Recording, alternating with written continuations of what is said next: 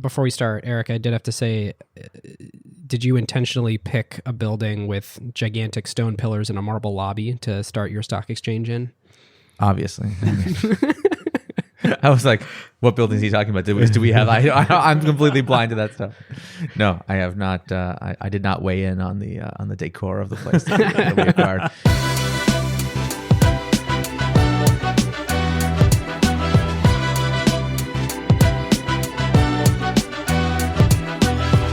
Welcome to Season 5, Episode 10 of Acquired, the podcast about great technology companies and the stories behind them. I'm Ben Gilbert, and I'm the co-founder of Pioneer Square Labs, a startup studio and early-stage venture fund in Seattle. And I'm David Rosenthal, and I'm a general partner at Wave Capital, an early-stage venture firm focused on marketplaces based in San Francisco. And we are your hosts. Today, we tell the story of an incredibly ambitious undertaking, creating a new stock exchange. A long-term stock exchange, that is. Earlier this year, the LTSE was approved by the SEC as only the fifth body with such a license, and we have with us today none other than the founder and CEO, Eric Ries, to talk about it. Welcome, Eric. Thanks, guys. Thanks for having me on. Yeah. Listeners, you may know Eric's name from his popular 2011 book, The Lean Startup. The LTSE was actually started from an idea that Eric had while writing the book, and there are a couple paragraphs at the end that explore it. And 8 years later, here we are with the LTSE as an approved national securities exchange and having raised $68 million from venture funds, including Andreessen Horowitz, Founders Fund, Floodgate, and many other top investors. It was super fun. I was on the plane on the way back from visiting my family for Thanksgiving.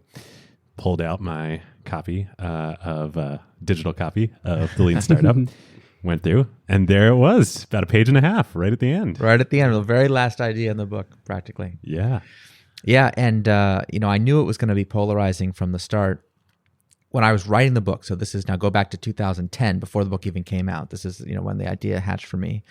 And part of writing The Lean Startup, you can imagine I felt a lot of pressure to eat my own dog food and use the techniques of Lean Startup in writing the book. So it was a very iterative process, and I did a ton of testing and experimentation and A/B testing. And one of the final stages was I sent the full manuscript out to a lot of test readers from different audience archetypes of people I wanted to influence. And I'll never forget, one of the test readers wrote me back. He said, the book is fine, except that there's one thing you have to take out.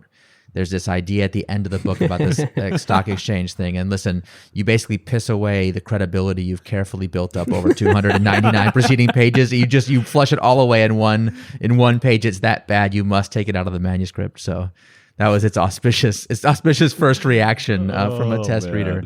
So that's when I knew I was onto something. Yeah, that reminds me of the Google story where Larry and Sergey were working out of the Wojcicki's garage, and an investor came by to a friend of the Wojcickis to meet them, and they said hey, we got this company working out of the garage. You want to meet them? He's like, no, sneak me out the back. I don't want to talk to them. Oh man. Yeah. Every once in a while, the conventional wisdom really serves you very, very poorly.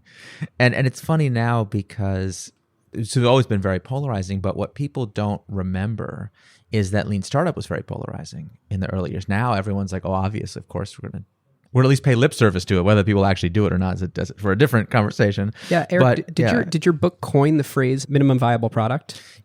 I had never heard that phrase before, but in the years since, people every once in a while will dig up an academic paper from 1984 or whatever, where somebody used it. So apparently it has been used before. But I think I'm primarily the one to blame for the overuse of the phrase MVP. So I apologize. Anyone who's sick and tired about hearing about pivots or whatever, that's also my fault. Mostly Wave portfolio companies. So. Yeah, sorry. So to all your portfolio companies, I apologize. Well, listeners, it's worth knowing before we dive in, the LTSE has an ambitious vision to fix many of the problems that they see in the public markets today, from short-termism, abrupt changes in governance from so-called tourist investors, and visibility into who a public company's shareholders really are. So we're excited to explore some of the company's disruptive and, as you pointed out, controversial ideas today, and discuss sort of, will it be a decade from now as widely accepted as the Lean Startup has? So listeners, we had an awesome LP episode with Vlad Magdalin, the founder and CEO of Webflow, this past week. As with many of our LP shows, we went deep with him on the nitty-gritty of company building and what he's learned on his journey from building the no-code website builder that has taken the industry by storm. You can become an Acquired limited partner to get access by clicking the link in the show notes or going to glow.fm/acquired. And if you stick around after this episode, you can hear an excerpt from that show. All right, listeners. Now is a great time to talk about a new partner of ours here on Acquired, Legora, the agentic operating system that is redefining how the world's best legal teams work.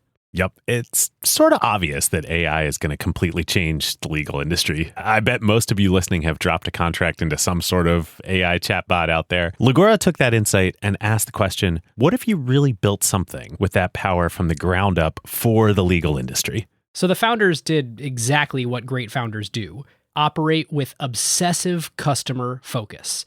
They embedded inside a massive law firm for months. They sat with the lawyers just watching how the work really gets done. And that's how you get features that customers love, like tabular review, where you drop in a folder of hundreds of contracts and it pulls every key term into a grid a lawyer can actually work with. Legora's bet here is interesting. Since it lets each lawyer handle more complexity, any given person can increase the quality of their work and do higher value work. And this means that the pie can grow even as each individual task takes less time. And they recently launched Legora Agent, offering greater intelligence and performance. The agent lets lawyers set an objective. Then it can handle the planning and the execution and delivery of the final product. Legal teams get to maintain full control and transparency since they're still involved where judgment is required.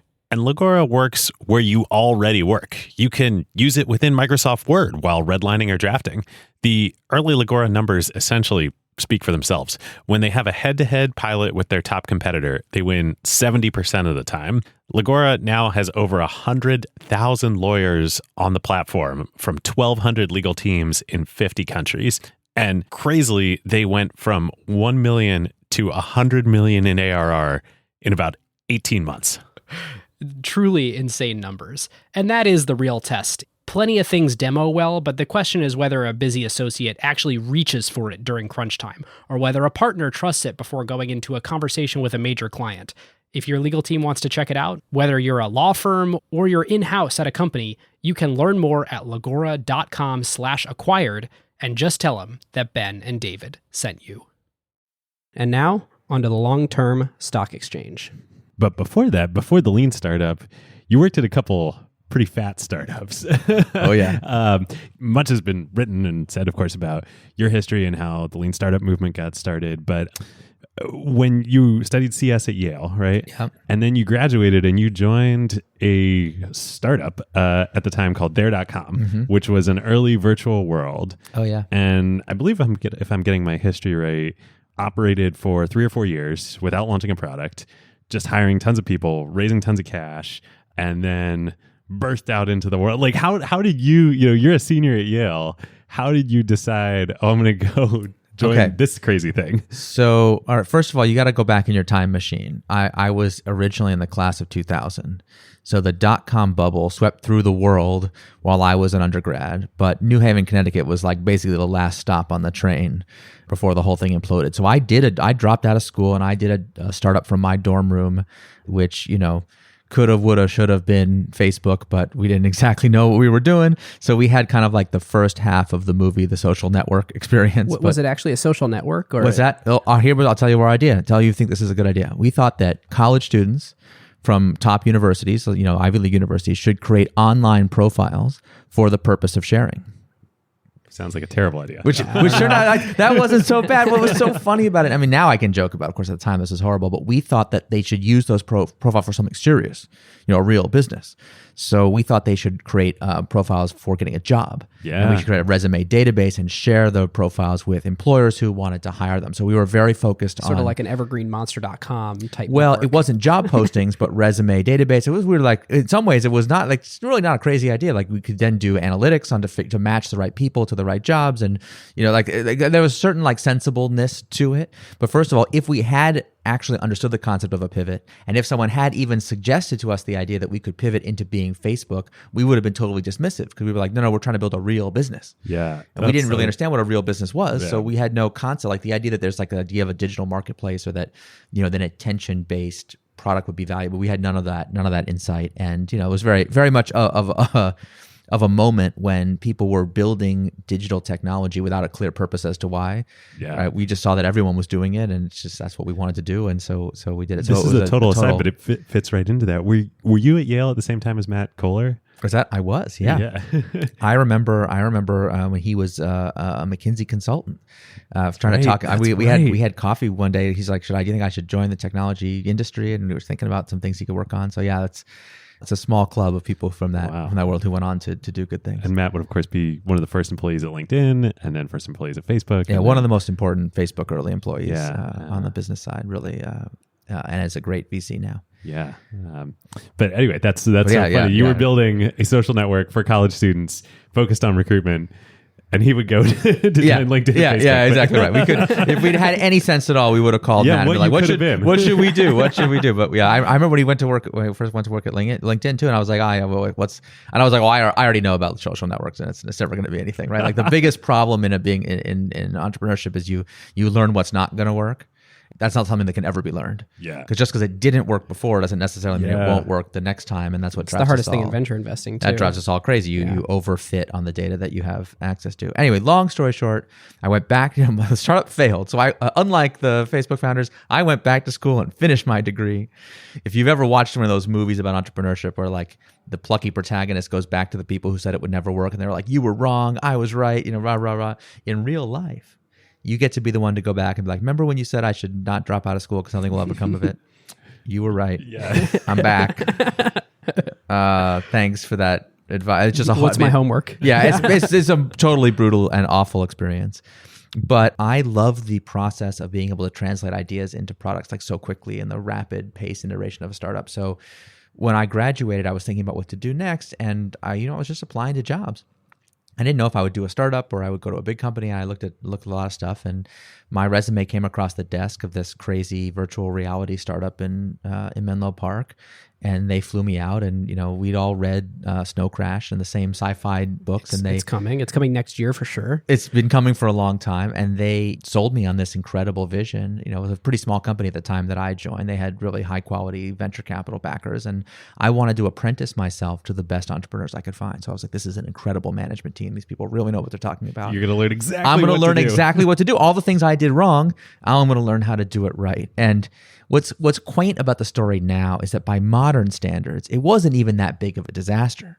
We raised so much more money now the for company startups. actually chugged along for like 15 years, right? Like it didn't die right away, but I remember I used to tell people when I first started about Lean Startup, I'd be like, the joke of there.com is that raised $50 million with no customers. So, and people would be like, ooh. And now it's like, what was that, the seed round? Yeah. Right. Like, oh, is that a lot? I talk to students now, and they're like, they don't get the joke. They're just like, right. Then what happened? I'm like, no, that's the lot of money that we set on fire. And they're like, what? So, it's a very different era. But unlike today, we did not have any of the vocabulary of Lean Startup. So we had no concept of minimum viable product pivots, continuous deployment, none of that stuff. So it was self-consciously waterfall style development. By the time the product launched, I remember we had almost 200 employees. We had a whole warehouse full of customer service reps to handle the anticipated demand that all of and this is a consumer virtual world startup product. Big nationwide launch, TV and everything. And the only problem was that the customers never read the business plan, so they didn't know what to do. Other than that, it was a brilliant thing. And it was an incredible team. That team has gone on to found an incredible array of startups, and they've generated so much value in the world. So it was really a very talented group of people. But what companies came out of it? Arista, the network equipment company, the CTO there and founder was CTO of their. Well, I shouldn't be name dropping. A lot of cool people. Yeah. And I'm like, everyone I don't mention will be met. But a bunch of the very early Asana people were there, folks. Actually, and then a lot of their people were early Google employees, because as their did rounds of layoffs, the earlier you got laid off from there, the earlier you wound up at Google. So the first people to get laid off made the most money by far. So it's just funny how this world works. Yeah. And no one should ever take investment advice from me, because I had many friends who went to go work at pre-IPO Google. They're like, hey, you should come check this thing out. Can't tell you exactly why, but you should come. And I'm like, Google, it's it. Yeah, good. I remember when Matt Kohler told us, like, I do this LinkedIn thing. What is that? Facebook? Is that really going to be a thing? So I have turned down all the big opportunities in this era. And now you can pitch them to come list with you. Yeah. So and it's actually, but it turned out to be for the best because I wound up on a path that I wouldn't trade for anything. But it's certainly, I mean, if you're going to work in this business, and especially if you're going to be in Silicon Valley, you will have to confront like the financial costs of the road not taken, like every day, every year, all the time. And if you get ego attached and you're motivated by the financial return, like it is a really horrible way to live. So it kind of forces you to only look forward. Well, you can do that, although I think that can be pretty stressful too, or try to develop actual equanimity about the outcomes here. You don't really have control over what's going to happen, and the uncertainty is so high, you can't predict, and you have to come to accept that. That's if you're going to make entrepreneurship and the entrepreneurial ecosystem a career, which is really like that's a new thing that's possible in history. Like that was not. It's even really new in the last 10 years. Yeah, like, very, very the time new you're thing. talking about, like you were the crazy one to come out here. No Like, parent is proud, until 10 years ago that their kid is leaving a great education, turning down the job at the big company and making no money and starting a company. That's a new phenomenon. Yeah, it can be hard for the family and others to understand. But I think now we're starting to build up this idea that it can be a valid career, and therefore it can have a certain kind of job security attached to it, even though the individual companies may fail. So I do think that's a very exciting development. So you leave there as it's all imploding around you, and you start another company, IMVU, and one of your investors is Steve Blank. How did you meet Steve? He was their investor. So I was very lucky. I mean, honestly, I don't deserve any of this. I was very, very fortunate. The refugees from there, a couple of them picked me to be a co-founder of another company. And they were the ones that had the prestige and the relationships. I was just a junior guy on the engineering team. What did I know? And so they recruited Steve and a bunch of other investors like, hi, this is a very Silicon Valley thing. It's like, I know we just lost you a ton of money, but how about you give us some more money, and this time we'll actually make you some money. And, most of the investors, like if you're going to be a good investor and you have an entrepreneur that you like, you can't let the fact that they lost your money deter you from making the next investment. They did that. He was one of them. But Steve's idea was, hey guys, I don't mind setting some more money on fire here, but how about you guys audit my class that I'm just starting to teach? He was teaching at Berkeley at the time, right? Yeah. We were in the very first or second year. He was teaching what he called customer development at Berkeley, and my co-founder and I would schlep down from Palo Alto. And that was a new phrase Berkeley. at the time. I mean, now no it's, one ever it's heard like that phrase before. It's a whole discipline. But I was in the room when a room full of Berkeley MBA students, every class session would like argue with him and push back and be like, "This is the stupidest thing I've ever heard." I can so imagine that happening. And what was funny is that he came from an enterprise background. People don't remember Epiphany now, but it was a big enterprise software, .com phenomenon, and he would be presenting stories from Epiphany, and the MBAs, like whatever you present to MBAs, they'll be like, sure, it would work for X, but it'll never work for Y. Like whatever X and Y is, doesn't matter. So they'd be like, sure, old man, that works for enterprise, but how would it ever work for consumer? And of course, we then did it at IMVU, and then I would be teaching in business class. He would often sometimes invite me to guest lecture in his class or whatever. And if I meet with MBAs, they're like, well, sure, of course it's going to work for consumer, but how would it ever work in the difficult world of enterprise? And it's just like, everyone could just pick a lane, pick a criticism that you want to have. No, that's not how it is. But it was considered completely crazy. Steve, even among Silicon Valley people, they thought he was nuts. And the crazy notion at that time for him was that you need to aggressively listen to your customers, and that it's not about your vision, it's about what they tell you, and then you need to inform your product roadmap based on customer discovery. He was arguing for a parallel discipline to product development. He'd had his like really raw thinking about, what do you do if you're the head of marketing for a waterfall style engineering company that is absolutely convinced that their product is going to work after they set all the money on fire and do the big launch? Like, what can you do about that? I remember reading it, and I was being in his class, like, you're being very derogatory towards engineers. This is not, Steve, this is not how engineers behave. And of course, he's like, oh, yeah, it is. I was like, no, but there's like a new generation, and we're do agile and do this. And he had never heard of that stuff. He was from a different time. So it was a very cool meeting of the minds eventually, where he was coming at this from a marketing view where you should have these customer conversations in a very disciplined way.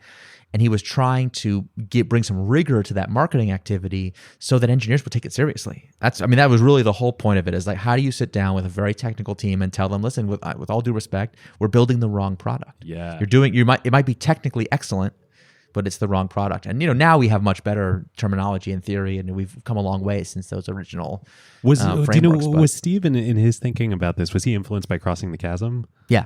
He was very into Crossing the Chasm and The Innovator's Dilemma. Yeah.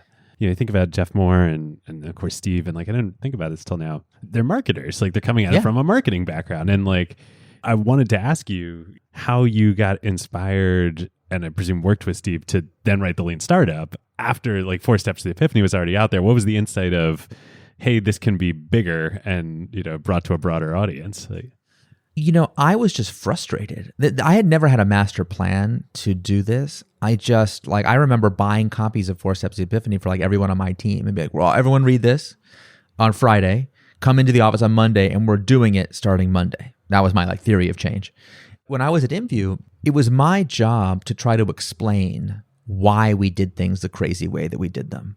Because I came up from the engineering practice. So I was focused on speed of deployment. Right, continuous deployment, like what we would call now single piece flow from lean manufacturing applied to software development itself, viewing designed but undeployed features as work in progress inventory and therefore a liability. Untested, unvalidated assumptions are inventory and are bad, not good. So you don't want to build that stuff up. You want to flush it out as soon as you. So I would try to explain and I would make up theories, and I was constantly trying to come up with a language and a theory for why. But yeah, I certainly have been advocating for kind of like somewhat dubious and unpopular ideas. Like I have the staying power for that. And it took me a long time to even give it a name. Lean Startup isn't even the first try, by the way. It took me a long time to find a way to talk about this that I could get civilians interested in. Like process junkies and people who are into those people are easy. Academics, whatever. But like actual people who work for a living, who are like, I'm just trying to get my job done today. I don't really want to hear about your 92-step process to whatever. Like I don't want this thing to fail, but I do have a job to do. Yeah, and so it took me a long time. First, I ran the like employee orientation at InView, like just explain to our own employees, why do we do things in such a crazy way? Why? So I'd been in InView for like 5-ish years, and they brought, it's like very old, like classic. So they brought a professional CEO. We didn't totally get along. I was like, you know what? I'm not going to be the founder who has to be kicked out. I'll voluntarily transition out. So I was thinking about what do I do next? And all these VCs were calling me, hey, you should come be an EIR. Yeah, I didn't like this is, I didn't know what the career path in Silicon Valley was like. And so I was like, this is all very interesting. And I was thinking about what to do next. And this funny thing started happening where VCs would ask me to come meet with portfolio companies that were going too slow. Because I had this reputation because of InView's engineering prowess that I could magically make engineering teams work faster. This is totally how the mind of a, circa mid-2000s era VC worked, which is just like, oh, like these guys, they got some fairy dust. I don't know how this thing works, but like you just go sprinkle that over there. Like, you got it exactly right. And I would be like, no, actually, I'm not special at all. I just have this superior theory. And they'd be like, sure, but could you just do the dust anyway? So I go and have these meetings, and meeting would go like this. The VC would tell the company, this guy can really help you. You should invite him for a meeting. A friend of the firm. Yeah, a friend of the firm, the worst. So then they have to do it. So they call me, would you do us a favor and come have a meeting? Sure. Come meet the whole management team assembled for me. And I would start telling them stories about what had worked for us at InView. And I would say, we ship software to production 40 times a day on average. And they'd be like, that could work for like a 3-person team, but it could never work for a 6-person team or whatever. Like whatever size N they were, it could never work for size N times 2. And I'd be like, no, we doubled and doubled, we're doing it. And they would start to get angry.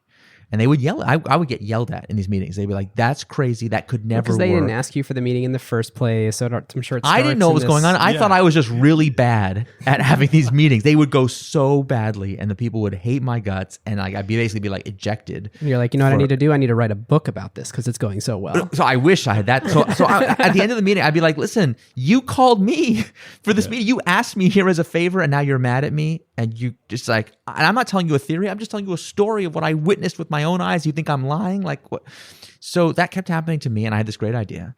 If I write some of these stories down, then the next time somebody calls me for one of these meetings, I can say, hey, why don't you read this first?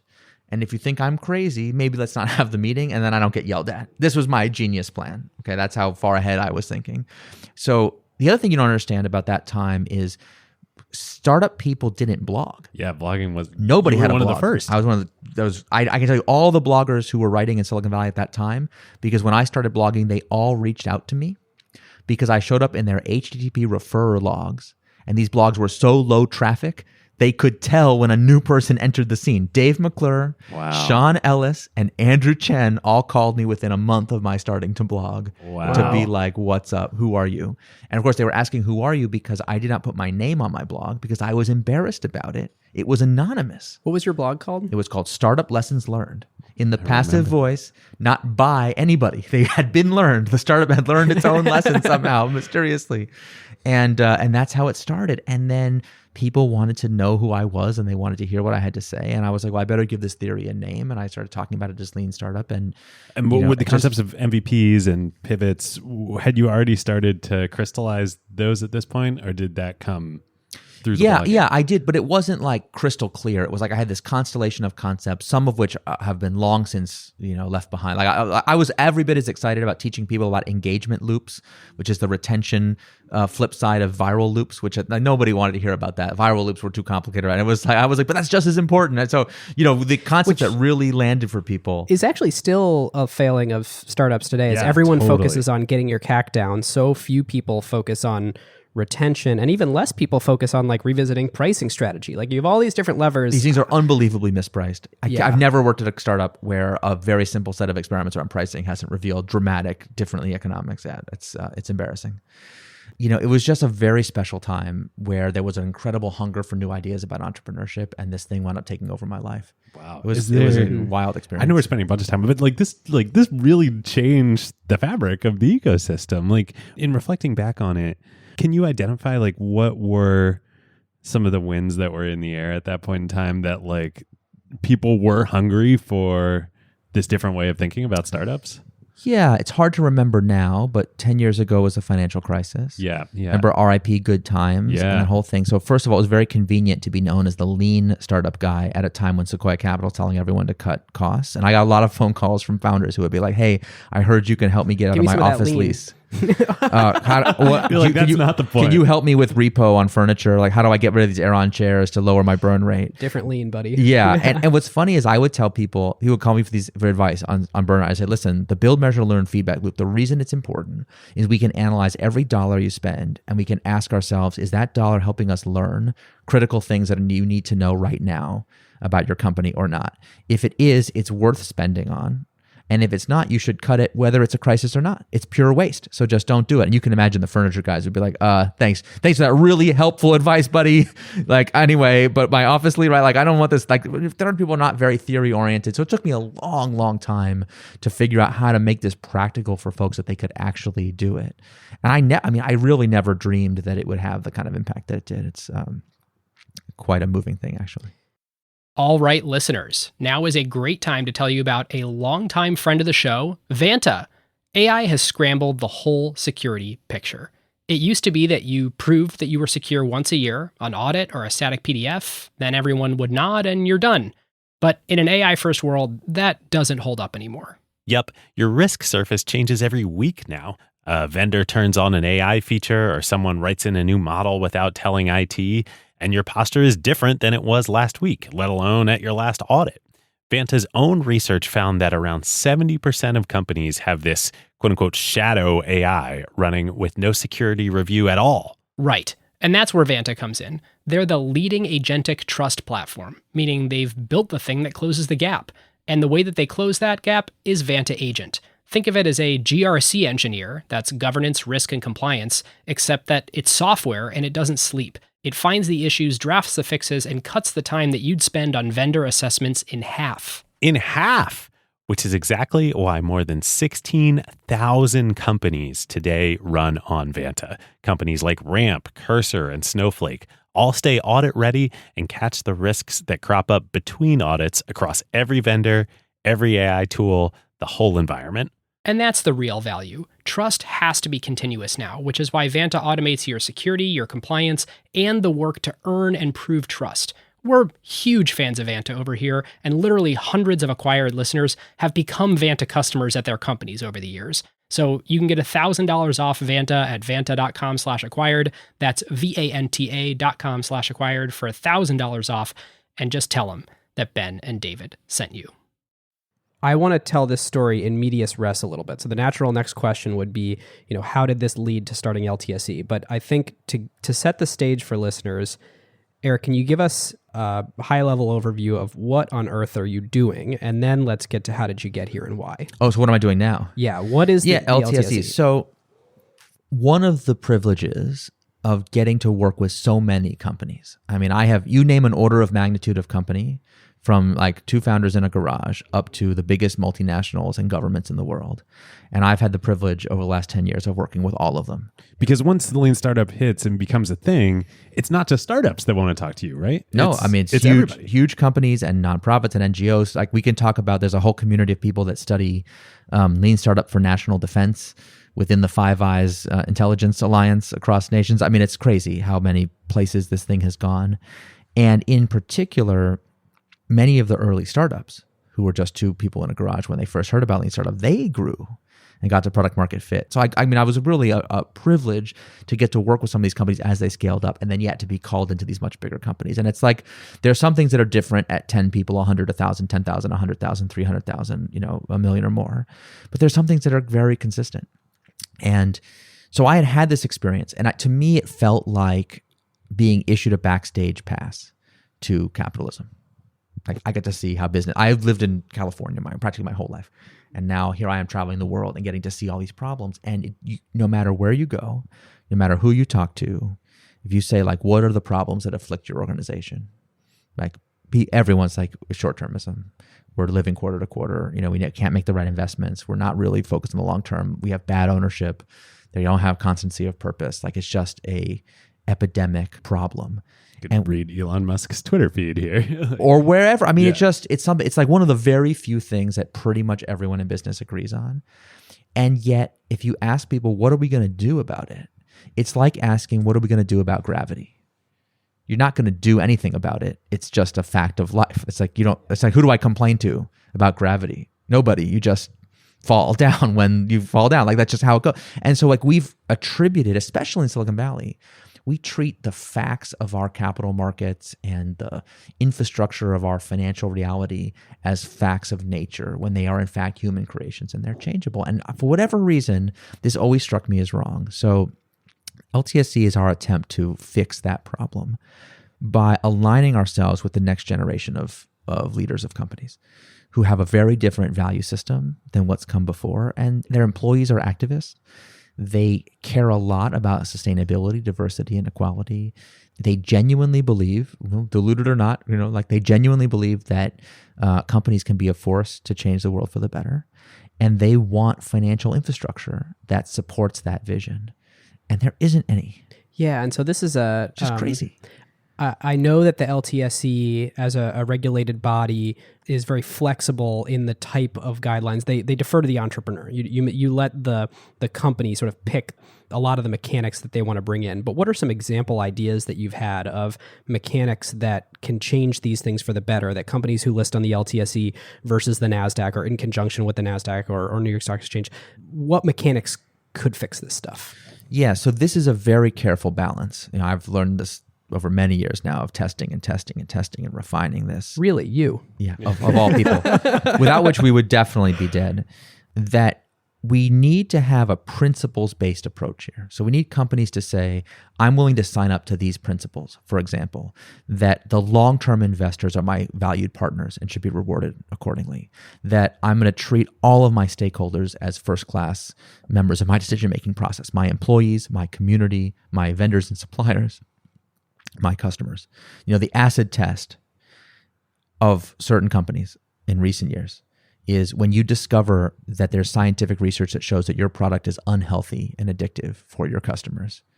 Are you going to do anything about it? Or are you going to bury the research? And think how different our world would be if certain companies had made certain choices that are different than they did make. Versus think about an older generation of leaders, like when, Tylenol famously had to recall all the pills off every shelf in America, and how the short-term pain of doing the right thing. And they didn't even need to, but they did. They did it because they might have been necessary. Yeah. because they understood that earning the public's trust over the long run is far more important than the short term. Is value creative for all shareholders. Exactly right. So you can just pledge those principles, and be like, rah, rah. Put it in your values. Whatever. Put it in your communicate S1 and it be like, here. we're going to be so great and all this stuff. Which and every S1, every of the S1, last it's 2 like, years it's unbelievable, says, right? From But- WeWork to right. And what have you. that's the problem. Investors take those aspirations and they just put it in the shredder. Yeah. So this isn't even worth the paper you printed on, because how do I know that you're serious about it? So the idea of LTSE is companies should commit to these principles by making a binding pledge to operationalize each one. And the flexibility that we have created is so that it doesn't have to be one size fits all. Every company does exactly the same thing, but every company has to do something real, and we act as the certifying body to say, yeah, that's real or it's not. So you make it by sort of registering the implementation of such a pledge with you. It then becomes like a securities violation to break it. You got it exactly right. So there's real enforcement penalties if you don't do it, and therefore only the good companies would do it. The bad companies would be crazy to do this. So you have the perfect self-selection. That's what you want.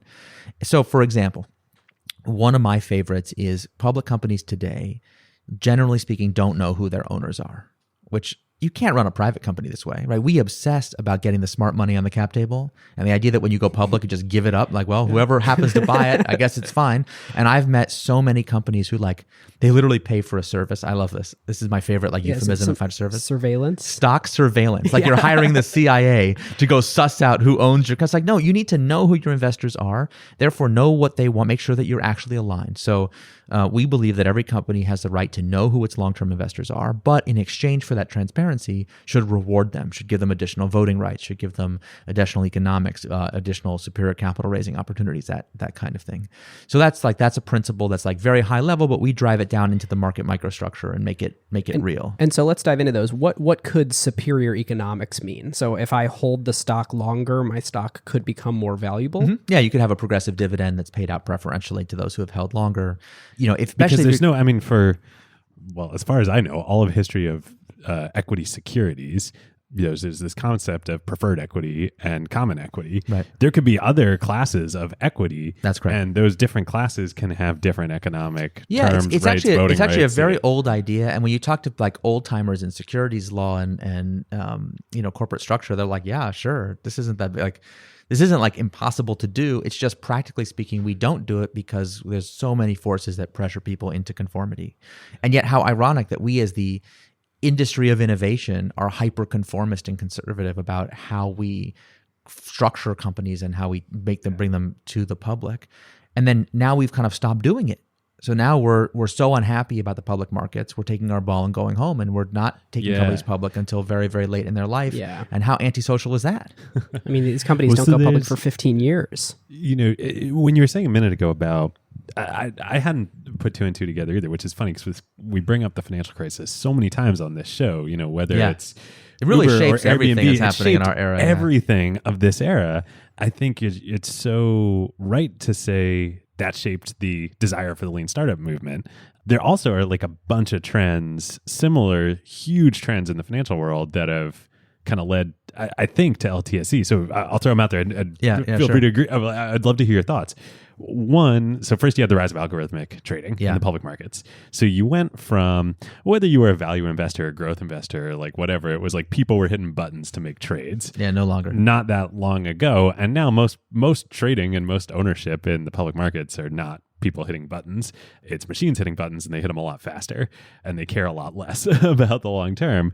Two, you have the rise of index funds, right? So now you have a whole nother class, which is a huge portion of the public equity market, which isn't even anybody making a decision. It's just a passive, this fund is going to track the market. Oh, now we have the rise of passive funds. We have competing index providers who have different index formulas for what tracking the market is. So the active decision-making has just been moved from the fund manager to the algorithm of the index provider. Yeah. Abstraction on abstraction. It's getting wild. So now you have a situation, I think, in the public markets where what used to be a loud cacophony of voices in the marketplace voting on buying and selling shares, the number of active human voices has been reduced hugely. So a lot less information flowing into the market. A lot less information flowing. Yeah. And so you can be, if you're a loud activist shareholder, dissenting voice or whatever, you can now be heard in a lot. And if you move the stock, all these passive index and algorithmic trading is going to move with you.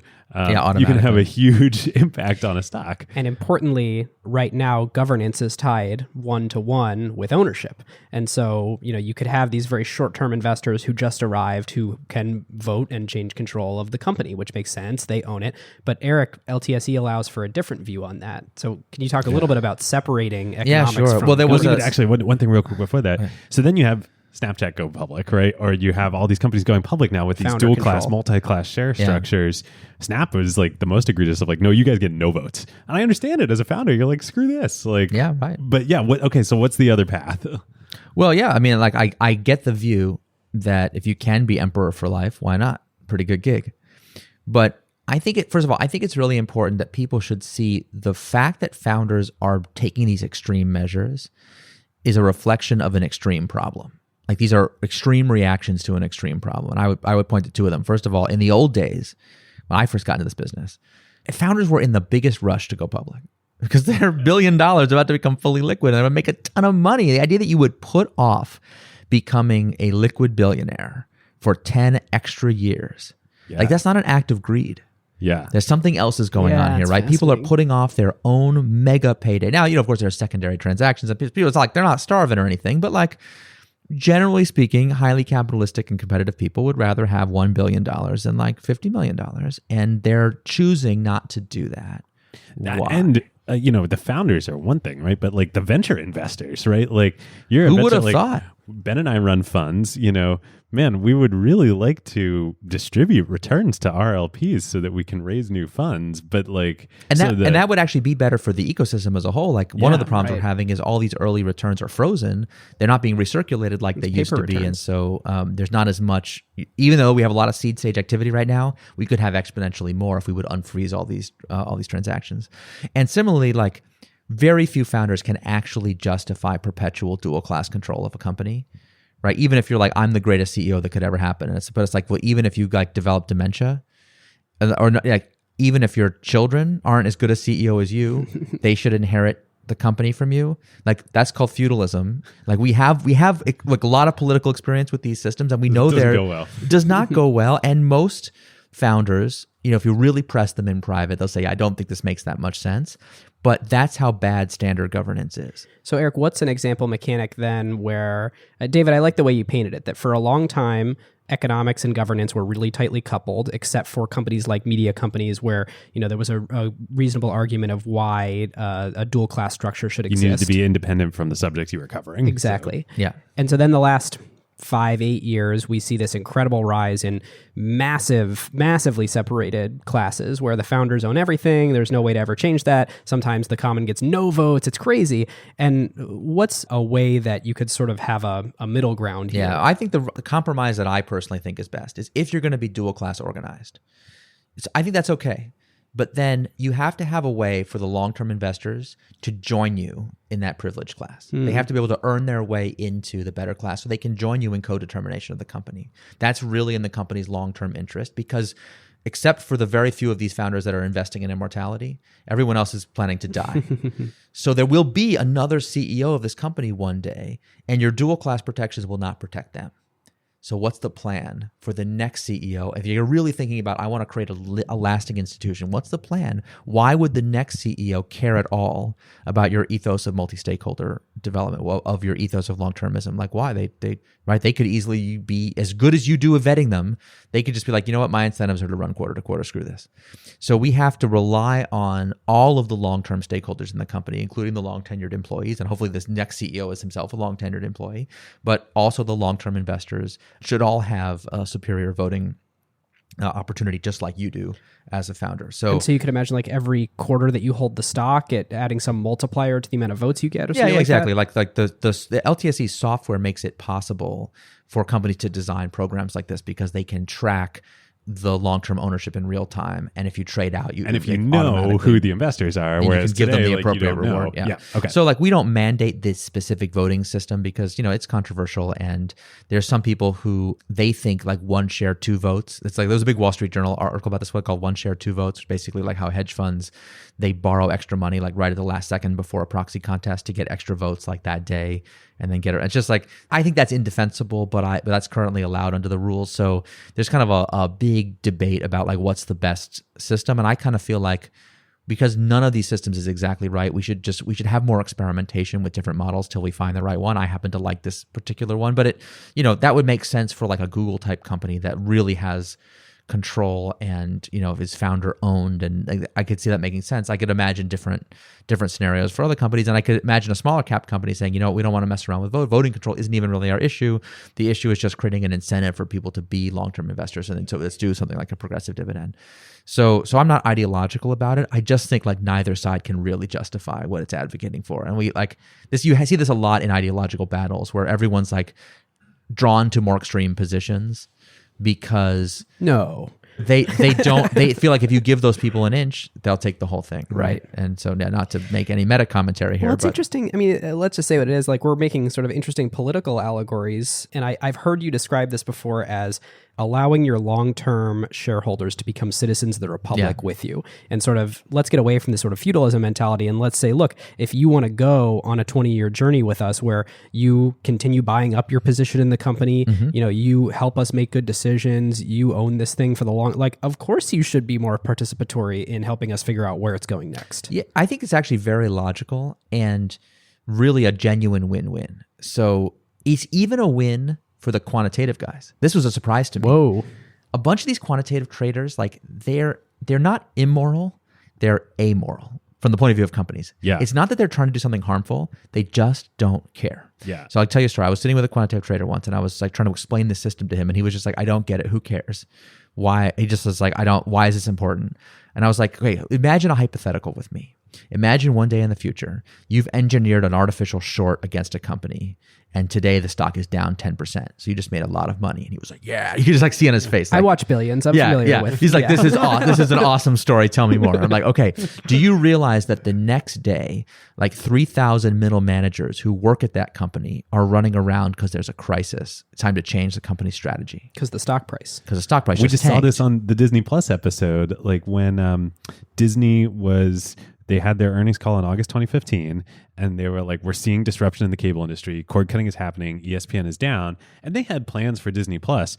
Stock dropped 10%. They were like, we are accelerating the plans for Disney Plus. Now, in that case, it was the right decision. But a lot of times, even a company like Disney, stock price makes a lot of impact. So the guy was like, he was lit. It's like, why? He couldn't understand why anyone would care. He's like, it's just a short. It doesn't have anything to do with them. It's just, their intrinsic value is identical to what it was right. Like yesterday. it was just as valuable, and the strategy was. He's like, and I was like, so you are approving of your role in governance here in changing the company's strategy? He was like, this makes no sense. When I short cattle futures, the cows don't care. I was like, right. This guy is not someone who cares about governance. He's not trying to wreak havoc. His average holding period in a security is 10 minutes. So he was describing to me when his firm had this policy that he hated, that if they get a proxy, they must vote the proxy. A lot of mutual funds, a lot of firms have this view that if you get a proxy, you have an obligation to vote. And to him, it was like, I held it for 10 minutes and I was so unlucky. I was fishing and I pulled up a boot, right? It's like, man, now I have to vote this stupid proxy. I have no clue. So he's trying to get his book down to zero when proxy, he would love it. And so I was like, would you prefer, he's genuinely a tourist in the best sense of the word. He does not care. He's just passing through. He just wants to get the money in it. Like he's doing a technical thing. And so he would love for governance to be somebody else's problem. He would love to have that be completely different. It actually makes sense to him. And then we talked to a lot of long-term investors, especially the big asset owners. We have built the world's most efficient trading system in history for trading 100-share lots. If you want to trade 100 shares of stock, it's awesome. Yep. You want to trade 3 million shares? Yeah. Oh, now you got and that's huge why stuff problems. you got to go. Yeah, you want to do that. You got to go to a big investment bank and you got to engineer a block trade It's that's extremely happening difficult. off market when the market is closed, like all this kind of stuff. Yeah, it's very expensive and hard. And for a lot of technical reasons that I don't know that would be of interest to your listeners, most long-term investors are chronically underweight the companies they really believe in because they cannot get the allocation they want. They can't get into the good venture funds. They can't get onto a roadshow. They don't trade enough. And then once a company is public, they can't do the large block transactions they want to do. The stock price starts to go up. Now they they've like missed their target, so they're under, like normally in the old days, you would buy a big position, it would go up, you would take the gains from that position to buy more. But if you miss the train, now your target is behind, and so you can't do it. So they actually can't get the ownership they want. And so companies, even in some of these direct listings, we're seeing lots and lots of really good companies who just, they have too few long-term investors on the cap table, and it's not actually a good situation for anybody. And this is the craziest part. Not to mention, those guys aren't setting the price, because the price is set by the trades that are being executed. Sure, and if you're a long-term holder, then you're not making trades, so you're not helping push the information into the market about that's exactly right. So that drives way more volatility, way more confusion for employees. Your employees are generally your longest-term shareholders, and so they're watching the ticker every day. And it's just, I ask CEOs who've taken their company public, biggest change you noticed afterwards? They're always like, everyone's on Yahoo Finance every day now. Is it still true that employees are the longest term holders? I always felt like when I was at Microsoft that like everyone was dumping their stock all the time. Just like, I mean, if you're locked says a lot about the era that you were there. I could probably guess what yours you was. should have held that stock then. But you are by necessity because of your grant period. Like you get a grant, right, and then you vest into that over 4 years. Yep. So yeah. Well, and if you think about the concept of career equity, which is like the thing that the financial term that dominates most employees of most organizations' compensation is their perception of future promotion opportunities. People that are trying to make a career at a place are very long that place's survival. And so for them to, I think it's actually like toxic for them to be on Yahoo Finance. So like if you use longer term compensation instruments, we obviously sell software to companies to provide the information to employees in a better way. But if you know, for example, if you know in real time what the long-term investors are doing as a class, then you can report to your own employees, here's the price as perceived by our long-term investors with all noise removed. And you'll realize that like most days, nothing happened. The fundamental of the company. So like my dream one day is to have a big ticker somewhere where the same number just goes by, Dow Jones Industrial Average, and it's just the same number going by, because most days nothing happened. All this noise is just that. It's just noise. Well, and when something does happen, it's news. The private markets have gotten so perverted now that like what I'm about to say is very much idealist versus reality, but it's kind of like the private markets and venture investing, right? Like a valuation is assigned to a company. A venture firm invests at that valuation. You go work for a while, 12 to 18 months later. 18 months go by before there's another step change in valuation. Like, yeah. I mean, I know a lot of founders that no one in DC and a lot of people in New York can't believe this, but I know a lot of founders who don't think there should be continuous trading. Right? Like you think about like how Elon Musk runs SpaceX. There's a regularly scheduled company-driven auction where people can buy in or sell. The company sets the price. It's extremely restrictive as a regime. And there's a reason like he's so unhappy in the public markets. He also has this thing in the private market. He's in complete control. About a company that'll probably never go public. That's what he said. Well, so this is the other trend I wanted to get your thoughts on. Really, I think probably since you've started LTSE, this whole massive expansion of the private markets, staying private longer. People we've talked about on the show before. I remember when Dave Goldberg was CEO of SurveyMonkey, and he said, "I'm never taking this company public. We're going to be private for life." And obviously now they're a public company, so that's different. But Dave's sadly no longer with us. Yeah, that's very sad. How have you guys learned through all of this change that's happened as you've been building LTSE? I was talking to a VC 5 years ago, and he said to me, "Eric, I just don't get it.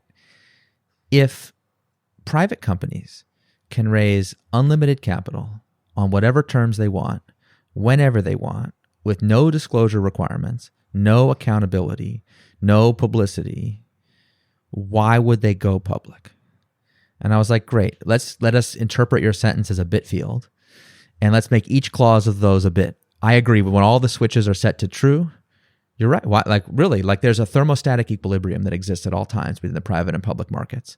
And if you make being private relatively more attractive or being public relatively less attractive, you will cause more gas to stay in one side of the chamber than the other. So companies will be private long. It's like a very, very, very predictable consequence of policy choices that we've made as a society. I was like, do you honestly believe that all those bits will be true forever?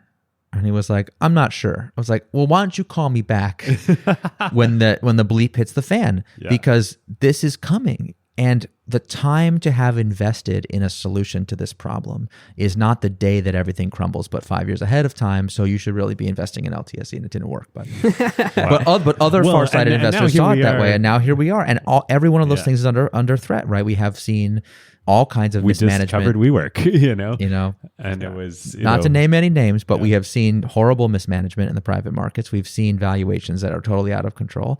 And my personal pet peeve that I don't think enough attention is being spent to is we're seeing a large number of secondary transactions with relatively high volumes at high valuations with no disclosure and information asymmetry. And like my grandparents lived through the Depression, and they told me these were like spooky stories for me growing up as a kid. Did everyone else not have grandparents that lived through the Depression and they not tell them these stories? I look around and I think I have heard these stories before. This isn't right. There's a reason that our grandparents worked out the system the hard way. That large block transactions should come with accountability and transparency, and that's how you prevent fraud. And I think as more and more of these stories come out, it's going to be pretty grim. I think for LTSE, what's really the most interesting piece of the WeWork saga is the last gasp, save that they tried was an IPO. When you're scraping the bottom of the barrel of options. Like, wow, we can't, all those, or many of those bits seem to have flipped the other way. And so now we need to, jam it out the door. Yeah. It didn't work. Yeah, exactly. Yeah, no, exactly. that's not the way to go. And a big part of our mission at LTSE is to get companies to adopt good governance from a very early age. Yeah. So we run by far the largest corporate governance platform for startups, but we don't call it that. Right, because you can't sell startups on corporate governance. Corporate governance is extremely poorly marketed. Be like, I cannot wait. Give me some corporate governance. But let me tell you, what is that? The largest. So we go to market under a variety of brand names for distinct problems that founders face. So like 4NA valuations and cap table management, runway planning. I can't tell you how many startups I meet with don't know how much runway they have. It's like cardinal sin number one. Don't guess. Don't have some finance person, especially before you have a board. You better know, but most founders don't.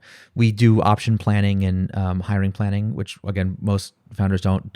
And so these are all individual SaaS individual tools. products. Yeah, so you can go to captable.io, fast4na.io, hiringplan.io, startuprunway.io, and sensing a trend. Yeah, they're like we're very very straightforward naming and very consistent, and the tools are part of a common platform, and we build them for founders to use themselves. So it's a high focus on usability and design, and you don't have to have a GC or a CFO to use them for you. It's just, we're just trying to take as much cost out of the ecosystem as we can. But then while we have you there, it's like I'll give you an example. Our hiring plan product has completely free compensation data for market data for startups. So you can figure out for every job offer you're giving, we can tell you exactly what the 25th, 50th, and 75th percentile cash and equity grants are for your stage, your geography, your industry. Is that just open, or do you require it's completely free. You just go to hiringplan.io. You can just sign up for it right now. It doesn't cost you nothing. That's such a Zillow type thing where all that data exists. So right now, startups are paying a lot of money for that data. It's why pay the money for the data? Not needed. So we get it and we do it free.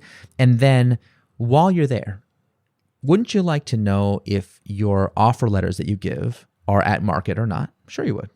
Well, while you're checking that, would you also like to split it up by demographics? Wouldn't you like to know if you have bias in your offer letters? Now, most founders are like, of course I don't have bias. I run a perfect meritocracy. It's like, well, then great. The analysis will show what a great meritocracy you are, and then you'll feel good about yourself. Yeah. But if it doesn't, wouldn't it be a lot cheaper to solve the problem now versus when you're reading about it in the Wall Street Journal 5 years from now? And think how expensive these problems get when they're allowed to fester. So we really try to help people find their way to ethics and good governance, because a lot of these mistakes are inadvertent. It's just ignorance. It's not malice. It's just people don't know better because a lot of times it's the first time they're doing it. Yep.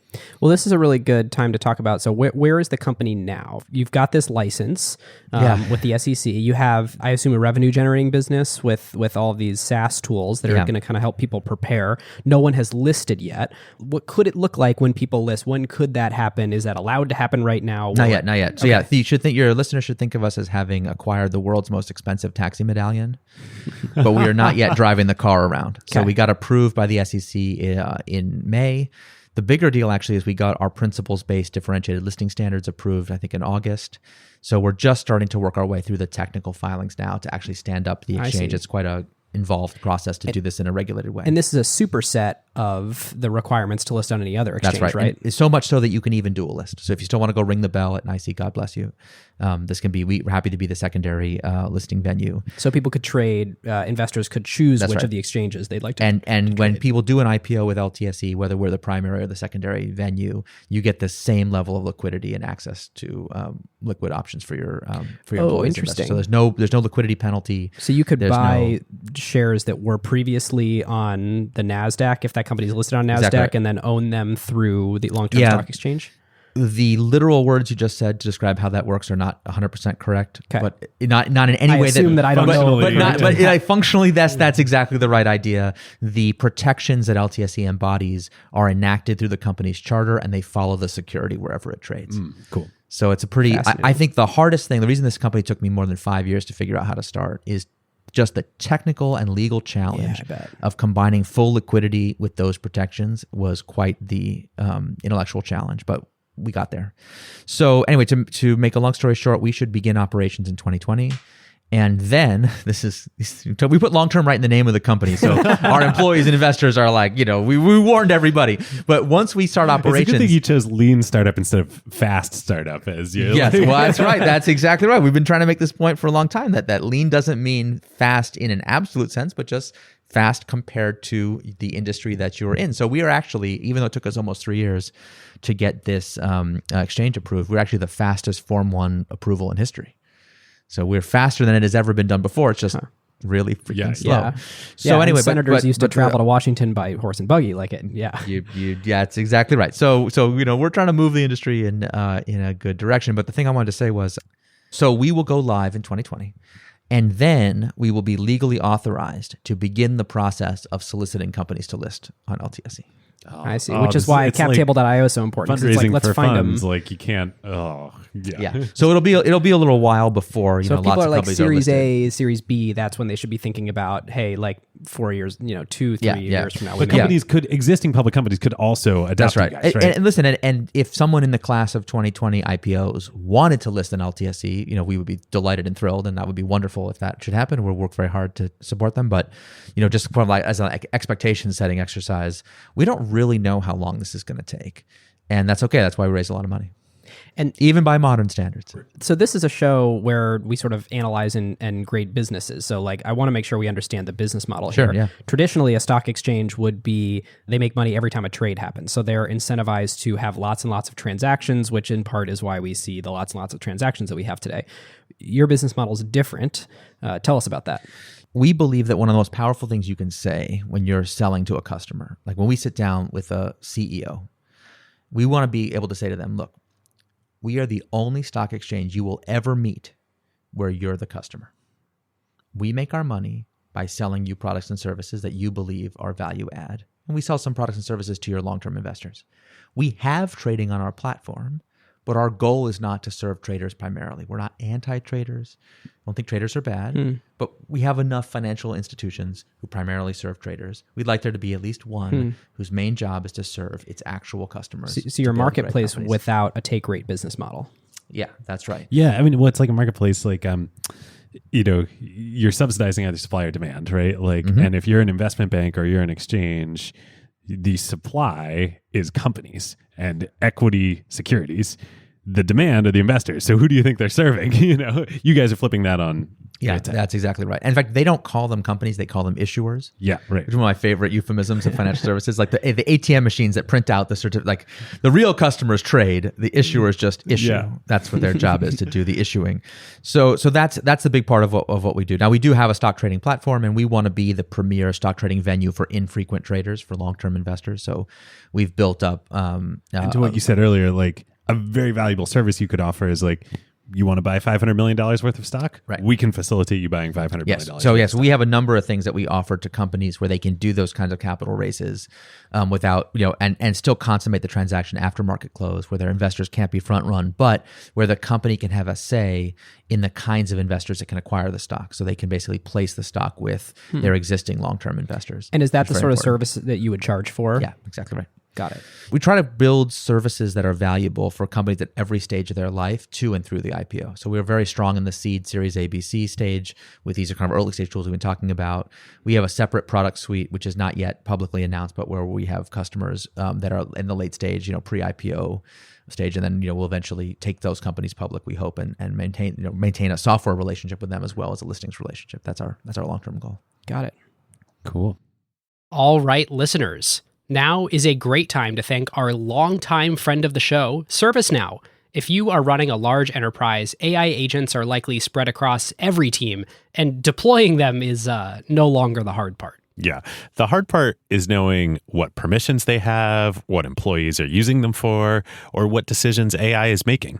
AI security for an enterprise at scale is not a small concern. Like, the risks are real. Exactly. And the challenge with AI is governing it, securing it, measuring it, and making sure that it actually delivers value. That is why ServiceNow built the AI Control Tower. Yep. AI Control Tower gives enterprises a single place to see, manage, govern, and optimize AI across the entire business. And it works with any AI, not just theirs. Every device on your network, every permission across every system, every AI agent visible and secure in one place. And ServiceNow can do this because they've spent more than 20 years building the operational backbone of the enterprise, the workflows, governance, approvals, security controls, and institutional knowledge that power how work actually gets done across IT, HR, customer service, finance, and security. ServiceNow already runs more than 100 billion workflows annually and trillions of transactions for more than 85% of the Fortune 500. So when companies need a place to govern AI at enterprise scale, they're building on a platform at the center of how their business already operates. And in a future that isn't going to be one AI, it's going to be thousands of AI agents working across every function of the company.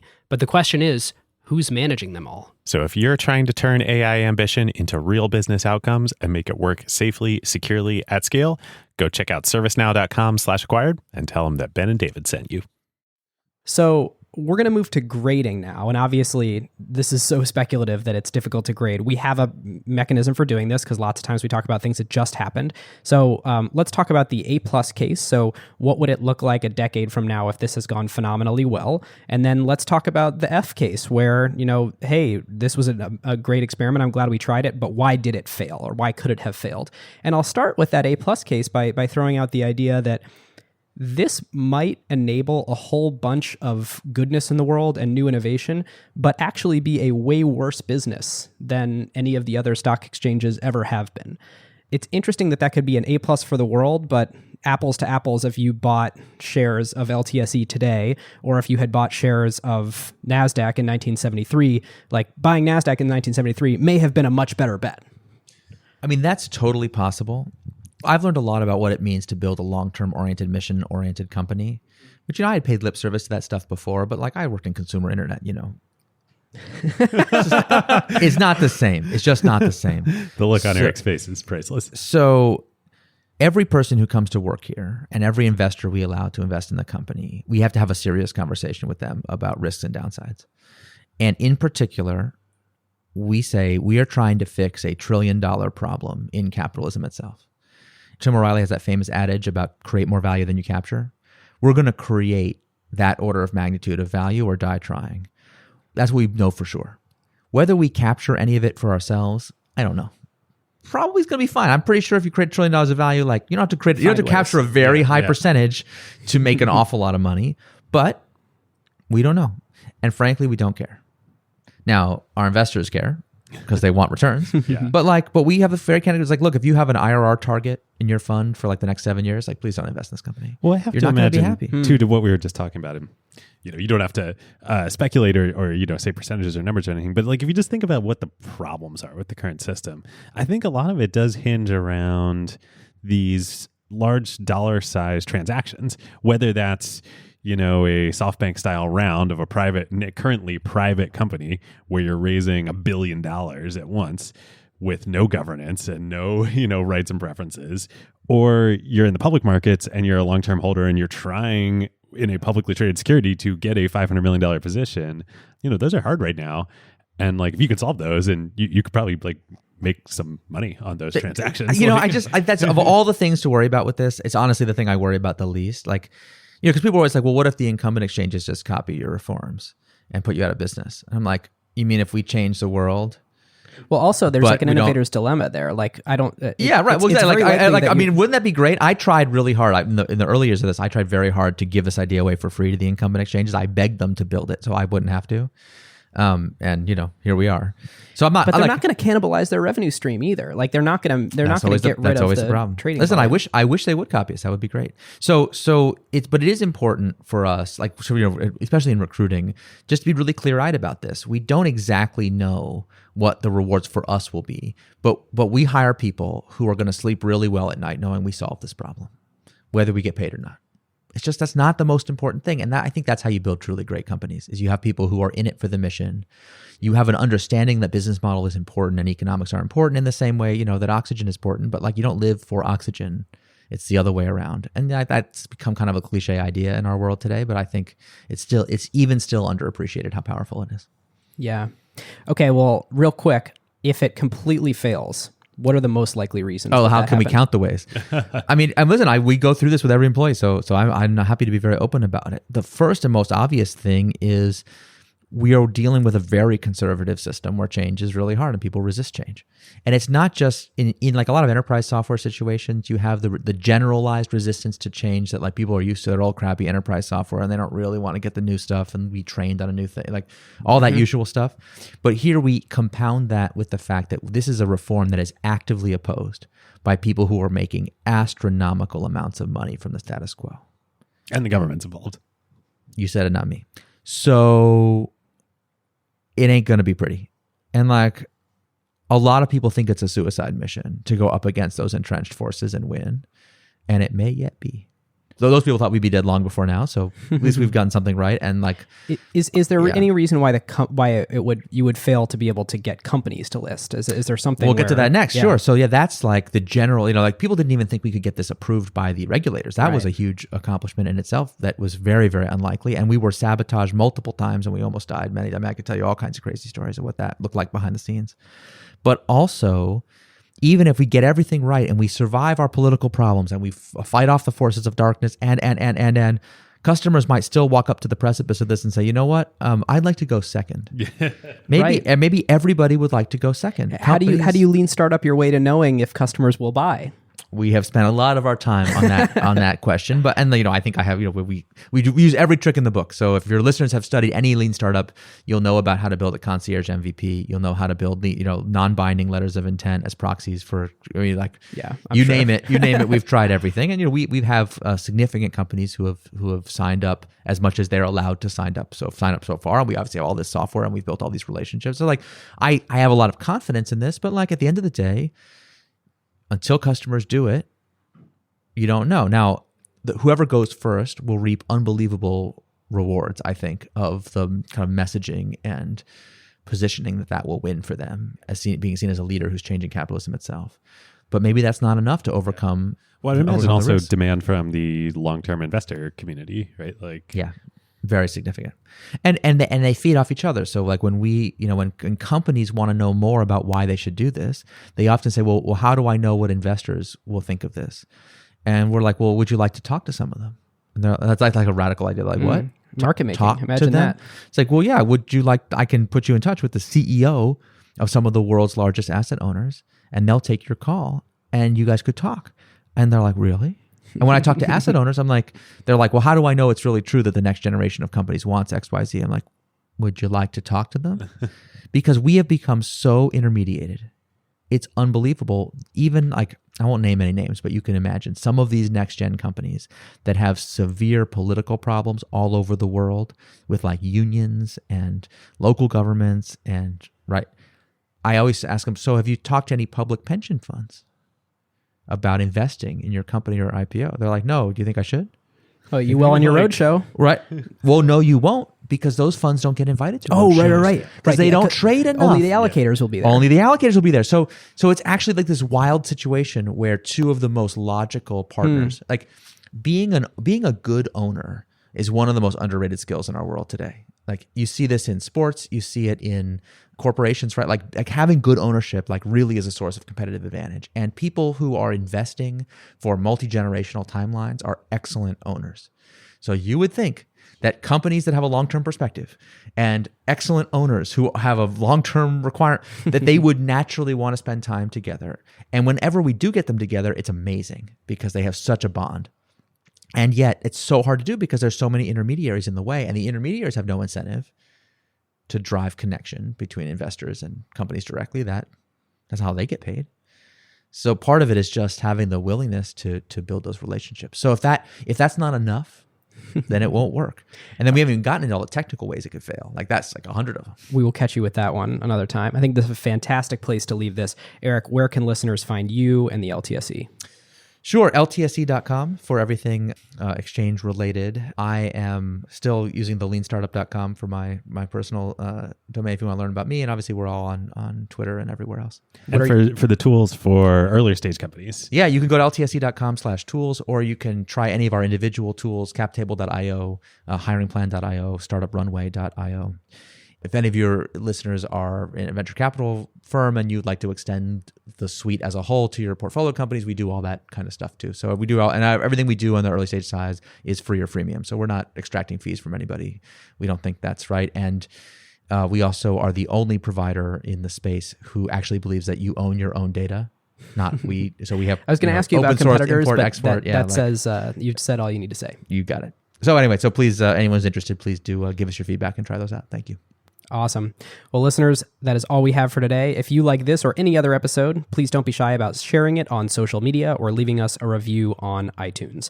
If you want to go deeper on company building topics, you should consider becoming an Acquired Limited partner, and you can click the link in the show notes or go to glow.fm/acquired, and all new listeners get a 7-day free trial. And starting right now, here's an excerpt of our latest episode with Vlad Magdalin, the founder and CEO of Webflow. With that, we will see you next time.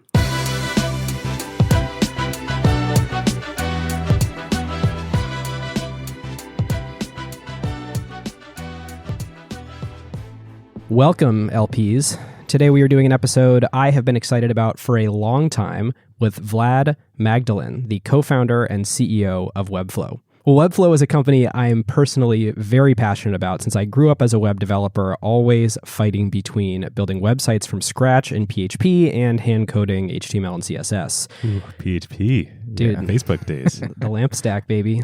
Oh, boy.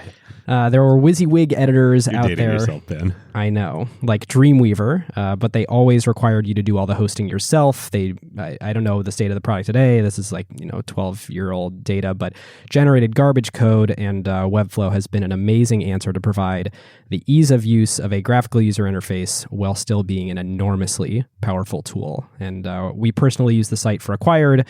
We use it for PSL, and basically all of our portfolio companies use it as well.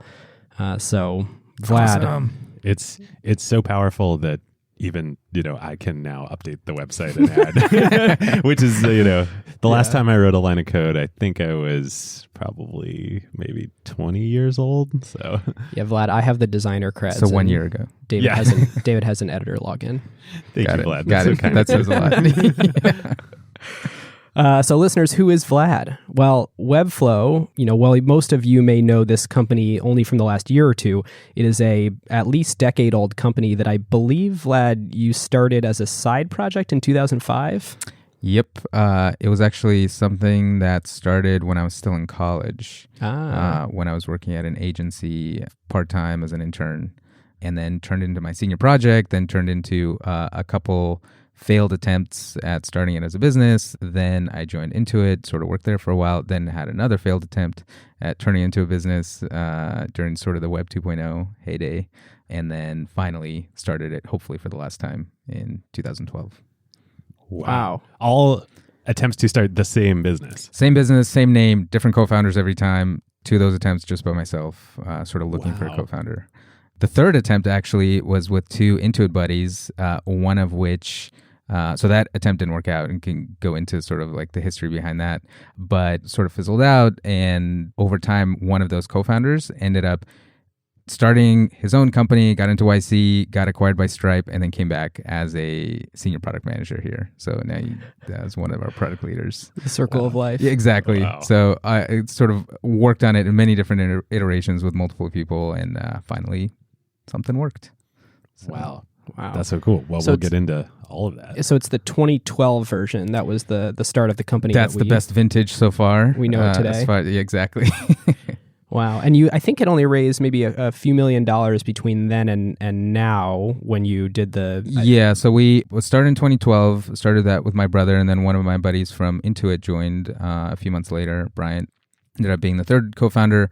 And then about a year later, we got into YC and then did a seed round, which at the time seemed huge. It was $1.4 million, even though other companies were, closing their seed rounds much faster or they were bigger. And then we ended up doing a small relative to today extension of another 1.5 about a year later. And then got to profitability and sort of didn't worry about funding for a long time. And that was 2015 you got to profitability? Late 2015, yeah. Awesome. Listeners, you should know the company then for the last 4 years has raised no money, as Vlad said, and then this year raised a $72 million Series A from Excel that is coinciding today with sort of this no-code movement. So I think we'll get in a little bit of that. So this notion isn't brand new. WYSIWYG web editors had existed before, and it's kind of like the write once, run anywhere. It'll finally be good this time. Like it's still not good this time. So why is it that Webflow has really found product market fit and created this nice product with a web-based WYSIWYG editor when it's failed so many times before? So two things. One, I think if we tried the same exact thing in 2007, it would have failed. And I'll tell you why. Like the reason direct manipulation works in Webflow is that we can actually not emulate. We have the real thing inside of the browser itself. So Webflow is built in a browser. You can sort of think of Webflow as DevTools or Web Inspector with a lot more visual tools on top, right? A lot of other WYSIWYG tools, what they try to do was like, hey, we're going to take a graphic design tool like Photoshop or Illustrator or Sketch or whatever, and we're going to try to randomly guess or best guess what the generated code should be. It's the approach that doesn't respect the core principles, the core foundations of what the web is. And the web is like, you have these DOM nodes, and they're essentially boxes on top of boxes, inside of boxes, etc. And everything's a box, right? You want to make a circle, you have to make a box with rounded corners, right? That's a circle. Or you have like a, an SVG or something like that. I think Webflow is the very first application that said, okay, here are the core primitives.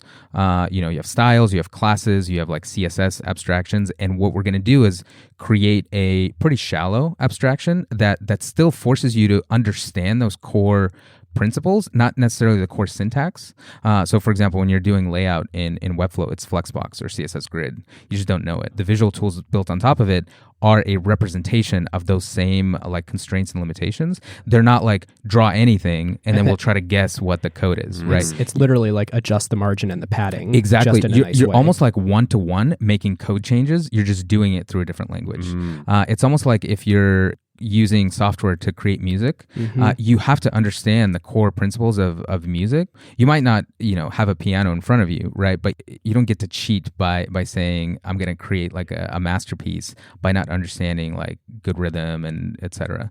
So that's the same thing with Webflow. Like it does have a more advanced learning curve because you have to understand the box model, because you have to understand, you don't just draw a box and then go like drag it anywhere. You have to think, okay, when the screen resizes, I have to think of this box as being 50% of the width of the current viewport, not 500 pixels, right? And then when I resize, I change it to 495 pixels or whatever. I sort of had to think in a more like relative, the way that a front-end developer would think, but we're erasing like 95% of the complexity and like knowing how to glue all these things together, et cetera. And the other thing that made it possible was that when we first started building it in 2012 was the first time that browsers were getting good enough. Those like Chrome 1.0 days.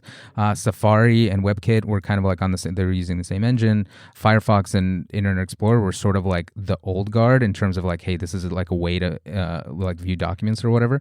But Google's really pushing Chrome as like an application platform. Like like Google Maps set sort of the standard of like what's possible as an interactive type of thing in the browser. That wasn't possible in 2007, 2008, et cetera. So in order to create that full abstraction of like, I'm previewing exactly what's going to ship, you have to actually show that in the browser in an iframe or something. And browsers just didn't support that until like 2011, 2012, 2013 to be really like, that's when browsers were kind of kicked into gear of like, holy crap, this is the next wave It's of an application applications. platform. Exactly. Yeah. Exactly. All right, listeners, now is a great time to talk about one of our favorite companies, StatSig. Yes, long-time acquired partner. There is a reason why the best product teams at companies like OpenAI and Notion, Atlassian, Figma, Rippling, Brex, and more rely on StatSig, whether they are iterating on their core product features or shipping AI-powered experiences at scale. Yep. In the crazy speed of today's AI world, shipping fast is just table stakes now. It's basically trivial to build and deploy your app constantly. The real advantage is how quickly you learn what changes actually created value for customers and how fast you can use that signal to guide what you ship next. Whether it's a feature tweak, a pricing change, a performance improvement, or an AI update like a model change or prompt adjustment, they're not relying on instinct. They're measuring what actually moved engagement, retention, and ultimately revenue. And as more teams build with AI, that learning loop becomes even more important. Building with LLMs introduces non-determinism into your product experience. The same input doesn't always produce the same output, and behavior can shift in subtle ways in real-world use. So doing offline evals will give you part of the picture, but you can really only understand the impact once your product is live with real users, and then you can measure how their behavior actually changes. It's very different than the way that you would ship features in a pre-AI world where you knew exactly what the software was going to do in production. Yeah, exactly. So this is where StatSig comes in. It brings experimentation, feature flags, and product analytics into one unified system so teams can ship safely, test rigorously, and directly link what they changed to how users actually behaved. The result is a tighter feedback loop and learning that compounds over time, so you don't just ship more, you ship better. So if you want to make learning your competitive advantage, whether you're building new AI experiences or just evolving your existing core product, go to statsig.com/acquired to get started.